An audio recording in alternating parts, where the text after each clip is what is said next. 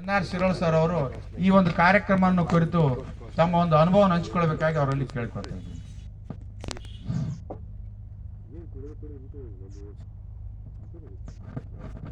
ಇವತ್ತಿನ ಈ ಸಮಾರಂಭದ ಬರಬೇಕು, ನಮ್ಮ ತೋಟದಲ್ಲಿ ಹಮ್ಮಿಕೊಂಡಿದ್ದೀವಿ ಅಂತ ಏಕೆಂದ ಅವರು ನಿನ್ನೆ ನನಗೆ ಕರೆ ಮಾಡಿದಾಗ, ಇಲ್ಲ ಗೌಡ್ರೆ ಬರ್ತೀನಿ, ಹೋದ ತಿಂಗಳ ನನಗೆ ನಡೀಲಿಕ್ಕೆ ಸ್ವಲ್ಪ ಕಷ್ಟ ಇತ್ತು, ನನ್ನ ಸಣ್ಣ ಆಕ್ಸಿಡೆಂಟ್ ಆಗಿತ್ತು, ಬರಲಿಕ್ಕೆ ಆಗಲಿಲ್ಲ, ಅದಕ್ಕಾಗಿ ಈ ಕಾರ್ಯಕ್ರಮಕ್ಕೆ ಖಂಡಿತ ಬರ್ತೀನಿ ಅಂತ ಹೇಳಿದ್ದರಿಂದ ನಾನು ಈ ಕಾರ್ಯಕ್ರಮಕ್ಕೆ ಬಂದಿದ್ದೀನಿ. ಬಟ್ ಇಲ್ಲಿ ವಿಷಯ ಏನಪ್ಪ ಅಂತಂದರೆ, ಸಾವಯವ ಕೃಷಿ ಬಗ್ಗೆ ಒಂದು ಮಹತ್ತರವಾದ ವಿಚಾರಗೋಷ್ಠಿ ಅಥವಾ ಒಂದು ಸಂವಾದ ಅಥವಾ ಒಂದು ಸಭೆ ಅಂತ ನಾವು ಇದನ್ನು ಹಮ್ಮಿಕೊಂಡಿದ್ದೀವಿ. ಜೊತೆಯಲ್ಲಿ ಹೆಲ್ತ್ ಕ್ಲಬ್ನವರು ಕೂಡ ಅವರು ಪ್ರತಿ ತಿಂಗಳ ಇಂಥ ಕಾರ್ಯಕ್ರಮವನ್ನು ಹಮ್ಮಿಕೊಂಡು ಇವತ್ತು ಅಂಥ ಒಂದು ಹೆಲ್ತ್ ಕ್ಲಬ್ಬಿನ ಸದಸ್ಯರು ಕೂಡ ಈ ಕಾರ್ಯಕ್ರಮದಲ್ಲಿ ಭಾಗಿಗಳಾಗಲಿ ಇನ್ನೇನು ಸ್ವಲ್ಪ ಸಮಯದಲ್ಲೇ ಬರಲಿದ್ದಾರೆ. ಸೊ ಮುಖ್ಯವಾಗಿ ಸಾವಯವ ಕೃಷಿ ಅಂತಕ್ಕಂಥದ್ದು ತುಂಬ ಪ್ರಾಚೀನ ಕಾಲದಿಂದ ನಾವೆಲ್ಲ ಭಾಳಷ್ಟು ಹಿರಿಯರಿದ್ದೀರಿ, ಎಲ್ಲರೂ 50 ವರ್ಷ ಮೇಲ್ಪಟ್ಟಿನವರೇ ಇದ್ದೀರಿ, 60 ವರ್ಷ ಮೇಲ್ಪಟ್ಟಿನವರೇ ಇದ್ದೀರಿ. ಸಾಕಷ್ಟು ಸಾವಯವ ಕೃಷಿ ಬಗ್ಗೆ ಆಗಲಿ ಅಥವಾ ಸಾಂಪ್ರದಾಯಿಕ ಕೃಷಿ ಬಗ್ಗೆ ಆಗಲಿ ಅಥವಾ ಏನು ಟ್ರೆಡಿಷ್ನಲ್ ಕೃಷಿ ಅಂತ ಏನು ಕರಿತೀವಿ ಅಂಥದ್ದನ್ನು ತಾವು ದಾಟಿ ಬಂದಿರತಕ್ಕಂಥವ್ರು. ಯಾರು ಹೊಸಬರು ರಾಸಾಯನಿಕ ಗೊಬ್ಬರಗಳನ್ನು ಉಪಯೋಗ ಮಾಡಿದ ಮೇಲೆ ಹುಟ್ಟಿದವರಲ್ಲ, ಅದಕ್ಕಿಂತ ಮೊದಲೇ ಹುಟ್ಟಿದವರಿದ್ದೀರಿ ಅಂತ ನನಗನ್ನಿಸ್ತಾ ಇದೆ. ಅದ್ರ ಬಗ್ಗೆ ತಾವು ಸಾಕಷ್ಟು ತಿಳುವಳಿಕೆಯನ್ನು ಪಡ್ಕೊಂಡಿದ್ದವರಿದ್ದೀರಿ. ಅವತ್ತು ನಾವು ನಮ್ಮ ಮನೆಗಳಲ್ಲಿ ಸಾಕಷ್ಟು ದನಕರುಗಳನ್ನು ಸಾಕಿಕೊಂಡು, ಕುರಿಗಳನ್ನು, ಆಡುಗಳನ್ನು, ಎಲ್ಲ ಪ್ರಾಣಿಗಳನ್ನು ಸಾಕಿಕೊಂಡು ಅದರಿಂದ ಬರ್ತಕ್ಕಂಥ ಪ್ರಾಣಿಜನ್ಯದಿಂದ ಮತ್ತು ಸಸ್ಯಜನ್ಯದಿಂದ ಬರ್ತಕ್ಕಂಥ ಮೂಲಗಳಿಂದ ಕೃಷಿಯನ್ನು ಮಾಡ್ತಾ ಇದ್ದೀವಿ. ತಮಗೆಲ್ಲ ತಿಳಿದಿರ್ತಕ್ಕಂಥ ವಿಷಯ. ತದನಂತರದಲ್ಲಿ ಸ್ವಲ್ಪ ದಿವಸ ಆದಮೇಲೆ ಬೆಳೆಯತಕ್ಕಂಥ ಜನಸಂಖ್ಯೆಗೆ ಅನುಗುಣವಾಗಿ ನಾವು ಏನಪ್ಪಾ ಅಂತಂದ್ರೆ ಹಸಿರು ಕ್ರಾಂತಿ ಅಂತಕ್ಕಂಥ ಒಂದು ಕ್ರಾಂತಿಯ ಬೆನ್ನು ಹತ್ತಿಬಿಟ್ಟಿವಿ. ಹಸಿರು ಕ್ರಾಂತಿ ಯಾಕಾಯಿತು ಅನ್ನೋದು ತಮಗೆಲ್ಲರಿಗೂ ಗೊತ್ತಿದೆ. ಬೆಳೀತಕ್ಕಂಥ ಜನಸಂಖ್ಯೆಗೆ ಆಹಾರ ಉತ್ಪಾದನೆ ಸಾಕಾಗುವುದಿಲ್ಲ, ಆಹಾರ ಉತ್ಪಾದನೆಯನ್ನು ಉತ್ಪಾದಿಸಬೇಕು ಸಾಕಷ್ಟು ಪ್ರಮಾಣದಲ್ಲಿ ಅಂತಕ್ಕಂಥ ರೀತಿಯಲ್ಲಿ ನಾವು ಗೊಬ್ಬರಗಳನ್ನು ಹಾಕಲಿಕ್ಕೆ, ರಾಸಾಯನಿಕ ಗೊಬ್ಬರಗಳನ್ನು ಹಾಕಲಿಕ್ಕೆ ಪ್ರಾರಂಭಿಸಿದ್ದೀವಿ. ರಾಸಾಯನಿಕ ಗೊಬ್ಬರಗಳು ಈ ಮಟ್ಟಿಗೆ ನಮ್ಮನ್ನ ಹಾಳುಗೆಡಿತಾವೆ ಅಂತಕ್ಕಂಥ ವಿಚಾರ ಅವತ್ತು ಆರಂಭದಲ್ಲಿ ನಮಗೆ ಯಾರಿಗೂ ಗೊತ್ತಾಗಲಿಲ್ಲ. ಸಾಕಷ್ಟು ಜನ ಹೊಲ ಕಾಯ್ತಾ ಇದ್ರು, ಯಾರಾದರೂ ಬಂದು ಗೊಬ್ಬರ ಹಾಕಿ ನಮ್ಮ ಹೊಲ ಕೆಡಿಸಿ ಹೋಗಿದ್ದಾರೆ ಏನೋ ಅಂತ ಹೇಳ್ತೀರಂತ.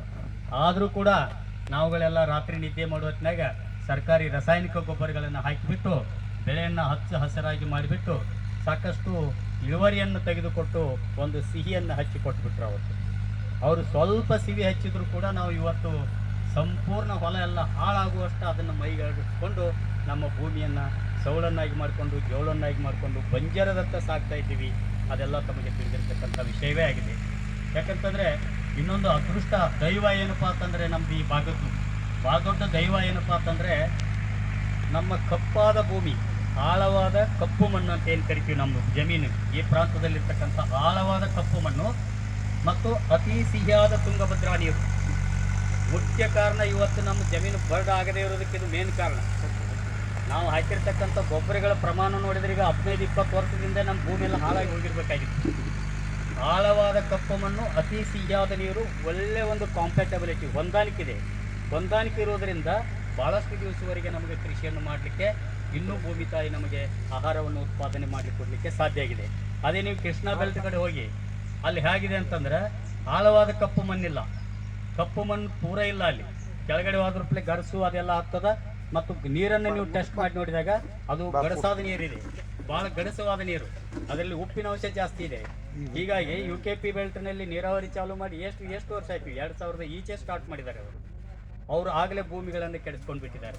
ಯಾಕಂದ್ರೆ ನೀರಿಗೂ ಮತ್ತು ಮಣ್ಣಿಗೂ ಹೊಂದಾಣಿಕೆ ಇರಲಿಲ್ಲ ಅಂದರೆ ಭೂಮಿ ಭಾಳ ಬೇಗನೆ ಕೆಟ್ಟು ಹೋಗ್ತದೆ.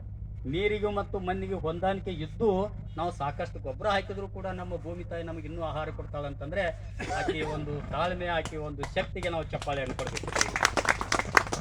ಮುಖ್ಯವಾಗಿ ಇದು ಒಂದು ಮಣ್ಣಿನ ವಿಚಾರವಾಗಿ ನಾನು ಹೇಳಿದ್ದೀನಿ. ಇನ್ನು ಮುಖ್ಯವಾಗಿ ಡ್ಯಾಮಿನ ಬಗ್ಗೆ ಸ್ವಲ್ಪ ಮಾತಾಡ್ತೀನಿ. ಡ್ಯಾಮು ಬಗ್ಗೆ ಸಾಕಷ್ಟು ತಿಳಿದಂಥ ವಿಷಯನೇ ಇದೆ. ಸ್ವತಂತ್ರ ಪೂರ್ವದಲ್ಲೇ 1945 ಅಂದ್ಕೊಳ್ತೀನಿ, 1945ರಂದೇ ಇಲ್ಲಿ ಒಂದು ತುಂಗಭದ್ರಾ ಯೋಜನೆ ಅಥವಾ ಡ್ಯಾಮನ್ನು ಕಟ್ಟಬೇಕು ಅಂತ ಮೊದಲು ಯೋಚಿಸಿದವರು ಯಾರು ಅಂತಂದರೆ ಈ ಪ್ರಾಂತನ ಆಡಳಿತ ಮಾಡ್ತಕ್ಕಂಥ ನಿಜಾಮರು. ಈ ಪ್ರಾಂತ ಅಂದ್ರೆ ಉತ್ತರ ಕರ್ನಾಟಕ, ಹೈದರಾಬಾದ್ ಕರ್ನಾಟಕ ಅಂತ ಏನು ಕರಿತೀವಿ, ಇವತ್ತು ಕಲ್ಯಾಣ ಕರ್ನಾಟಕ ಅಂತ ಏನು ಕರಿತೀವಿ, ಈ ಪ್ರಾಂತಕ್ಕೆ ಅವ್ರು ಆಡಳಿತ ಮಾಡ್ತಾ ಇದ್ರು. ಇನ್ನು ದಕ್ಷಿಣ ಕರ್ನಾಟಕ ಅಂತ ಏನು ಕರಿತೀವಿ, ಮೈಸೂರು, ಬೆಂಗಳೂರು, ಹಾಸನ ಅಥವಾ ಈ ಕಡೆ ಭಾಗಕ್ಕೆಲ್ಲ ಅಪ್ ಟು ಚಿತ್ರದುರ್ಗ, ಧಾರವಾಡ, ಕಾರವಾರವರೆಗೆ ಯಾರು ಆಡಳಿತ ಮಾಡಿದ್ರು ಅಂದ್ರೆ ಮದ್ರಾಸಿಗರು. ಮದ್ರಾಸಿಗರು ಅಂತಂದ್ರೆ ರೆಜಿಮೆಂಟ್ ಗೌರ್ಮೆಂಟ್ ಇಂಗ್ಲೆಂಡ್ದವರು, ಅವರ ಒಂದು ಸುಪರ್ದಿತಿಯಲ್ಲಿ ಮದ್ರಾಸಿಗರು ಆಡಳಿತ ಮಾಡ್ತಾ ಇದ್ರು. ಆ ಮದ್ರಾಸಿಗರು ಮತ್ತು ಈ ನಿಜಾಮರು ಇಬ್ಬರು ಕೂಡಿ ಈ ಯಾವುದು ನಮ್ಮ ಮೊದಲು ರಾಯಚೂರು ಮತ್ತು ಬಳ್ಳಾರಿ, ಆಮೇಲೆ ಆಂಧ್ರ ಪ್ರದೇಶದ ಕರ್ನೂಲು ಮತ್ತು ಅನಂತಪುರ, ಈ 4 ಜಿಲ್ಲೆಗಳಿಗೆ ಭಯಂಕರವಾದಂಥ ಕುಡಿಯುವ ನೀರಿನ ಸಮಸ್ಯೆ ಇತ್ತು. ಇವತ್ತು ನಾವು ಇಷ್ಟೊಂದು ಸಂಪತ್ಭರಿತರಾಗಿದ್ದೀವಿ ಅಂತಂತಂದರೆ ಈ ಡ್ಯಾಮಿನ ಒಂದು ಪುಣ್ಯ, ಈ ಡ್ಯಾಮಿನ ಒಂದು ಶ್ಲಾಘನೆ ನಮಗೆ ಭಾಳ ಆಗಬೇಕಾಗಿದೆ. ಯಾಕಂತಂದರೆ ಅವತ್ತು ಕುಡಿಲಿಕ್ಕೆ ನೀರಿಲ್ಲ ನಮಗೆ, ಮನುಷ್ಯರಿಗೆ, ದನಕರುಗಳಿಗೆ ಬಿಡಿ, ಬೆಳೆಗಳಿಗೆ ಬಿಡಿ, ಅದಂತೂ ಕನಸಿನ ಮಾತವಾಗ. ಕುಡಿಯೋ ನೀರಿನ ಸಲುವಾಗಿ ನಿಜಾಮರು ಮತ್ತು ಮದ್ರಾಸಿಗರು ಹಾಕಿದಂಥ ಒಂದು ಯೋಜನೆ 1945ರಲ್ಲಿ ಕುಡಿಯೋ ನೀರಿಗಾಗಿ ಕಟ್ಟೋಣ ಡ್ಯಾಮ್ ಅಂತಕ್ಕಂಥದ್ದು. ತದನಂತರ 1947ರಲ್ಲಿ ನಮಗೆ ಸ್ವತಂತ್ರ ಬಂತು. ಸ್ವತಂತ್ರ ಬಂದ ಮೇಲೆ ಅವ್ರು ಹಾಕಿದಂಥ ಜಸ್ಟ್ ಒಂದು ಬುನಾದಿ ಮುಂದೆ 1953ರಲ್ಲಿ ಏನಾಯಿತು ಅಂತಂತಂದರೆ ನಮಗೆ ಮೈಸೂರು ಒಡೆಯರ್ ಆಡಳಿತ ಮಾಡಕತ್ತಿದ್ರು, ಈ ಕಡೆ ಹೈದರಾಬಾದಿಗಳ ಆಡಳಿತ ಮಾಡಕತ್ತಿದ್ರು. ಆ ಕಡೆ ಮೈಸೂರು ಒಡೆಯರು ರಾಜರ ಆಡಳಿತ ಮಾಡಕತ್ತಿದ್ರು, ಈ ಕಡೆ ಏನಾಯಿತು ಅಂತಂದ್ರೆ ಹೈದರಾಬಾದಿಗಳು, ನಿಜಾಮರು ಅದೇ ಇನ್ನೊಂದು ವರ್ಡು, ಹೈದರಾಬಾದಿಗಳು ಆಡಳಿತ ಮಾಡಕತ್ತಿದ್ರು. ಅವರು ಕೂಡ ಈ ಹಾಕಿದಂಥ ಶಂಕುಸ್ಥಾಪನೆಯನ್ನು ನಿಲ್ಲಿಸಬಾರ್ದು, ಇನ್ನೂ ಸ್ವಲ್ಪ ಇದನ್ನು ಹೆಚ್ಚು ಪ್ರಮಾಣದಲ್ಲಿ ನಾವು ಒತ್ತು ಕೊಡಬೇಕು, ಇದನ್ನು ಮುಗಿಸ್ಬೇಕು ಅನ್ನೋಂಥ ಒಂದು ಯೋಚನೆಯನ್ನು ಹುಟ್ಟಾಕಿದ್ರು. ತದನಂತರ 1956ರಲ್ಲಿ ಏನು ಗಣರಾಜ್ಯ ನಮಗೆ ಆಯಿತು, 1956ರಲ್ಲಿ ಇದು ಕರ್ನಾಟಕ ಅಂತ ಹೇಳಿಕರಿಂದ ಹೆಸರಿನಿಂದ ಮತ್ತು ಅದು ಆಂಧ್ರ ಪ್ರದೇಶ ಎಂಬ ಹೆಸರಿನಿಂದ ವಿಭಜನೆಗೊಂಡು